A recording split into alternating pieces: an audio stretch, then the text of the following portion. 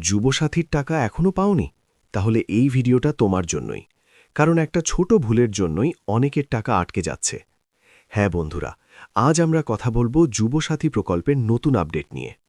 অনেকেই কমেন্ট করছেন, টাকা এখনো পাইনি, কবে আসবে? আজ সব প্রশ্নের উত্তর পেয়ে যাবে এই ভিডিওতে। প্রথমেই জেনে নাও, সরকার ইতিমধ্যেই টাকা দেওয়া শুরু করেছে, কিন্তু সবার অ্যাকাউন্টে একসাথে যাচ্ছে না। ব্যাচ অনুযায়ী টাকা ট্রান্সফার হচ্ছে, তাই কারো আগে কারো পরে টাকা ঢুকছে। এখন আসল প্রশ্ন, তুমি যদি টাকা না পেয়ে থাকো তাহলে কি করবে?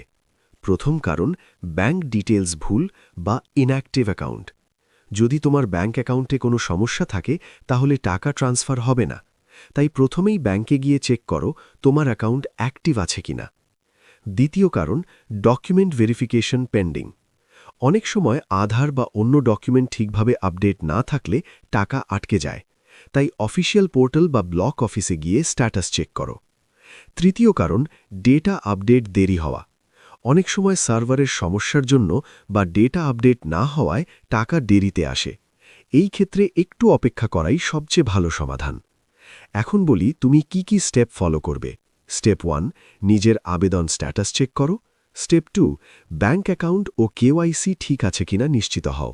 স্টেপ 3, প্রয়োজন হলে স্থানীয় অফিসে যোগাযোগ করো।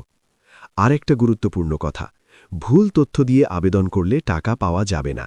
তাই সব তথ্য সঠিক আছে কিনা এক্ষুনি যাচাই করে নাও। সবচেয়ে বড় কথা, ভয় পাওয়ার কিছু নেই। যদি সব ঠিক থাকে তাহলে তোমার টাকাও খুব শীঘ্রই অ্যাকাউন্টে ঢুকে যাবে।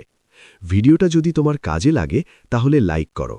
আর এই ধরনের গুরুত্বপূর্ণ আপডেট পেতে চ্যানেলটা সাবস্ক্রাইব করতে ভুলো না। কমেন্টে জানাও তোমার টাকা এসেছে না এখনো আসেনি। ধন্যবাদ। আবার দেখা হবে নতুন আপডেট নিয়ে।